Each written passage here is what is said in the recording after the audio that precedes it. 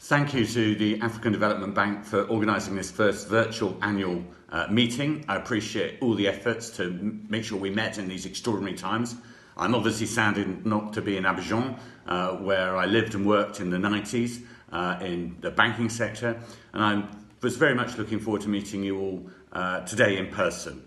But that will have to wait for another time. The bank's work is clearly more important than ever. I welcome the President's update on what the bank has achieved in the last year and progress in delivering on commitments. The world has changed dramatically since last year's negotiations. The COVID-19 crisis is unprecedented.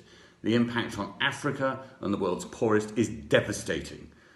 Significant progress has been made over the last few decades, has unfortunately been reversed, pushing many millions back into extreme poverty.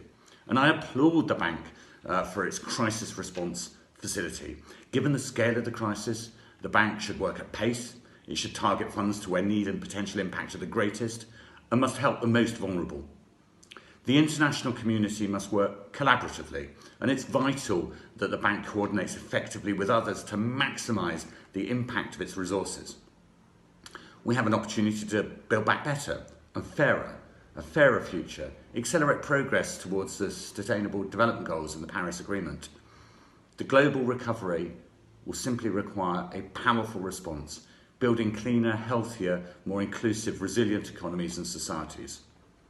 And I would encourage the bank to set out how it will create the new jobs Africa needs, led by the private sector and growth in the private sector, how it will help build back fairer, more equal, more accountable, more inclusive, more transparent, more resilient, biodiverse organisations, how it will target support to the most vulnerable, especially women, youth, and supporting countries in increasing social protection and really tackling the causes of fragility. The UK is obviously proud to host COP26 next year and will be championing green, inclusive and resilient recovery and a prosperous future for all. The bank must continue to show leadership on climate change. This includes meeting its climate finance targets, prioritising adaptation and resilience and clean energy, and helping countries to plan for and deliver lower carbon and resilient recoveries. It should also set out a clear plan and date for when it itself will be fully aligned to the Paris Agreement. The bank has made significant commitments to strengthen its organisational structure and culture, and the COVID crisis reinforces the critical importance of progressing these. So I urge you to speed up these reforms to ensure that the bank effectively prioritises according to its comparative advantage, to ensure that it deploys more staff in country and in regional offices, particularly in fragile states. It rewards quality and results and promotes a culture of evaluation and learning and embraces transparency and scrutiny. Furthermore, it strengthens governance and integrity by reviewing policies and adequate staff oversight and safeguarding units.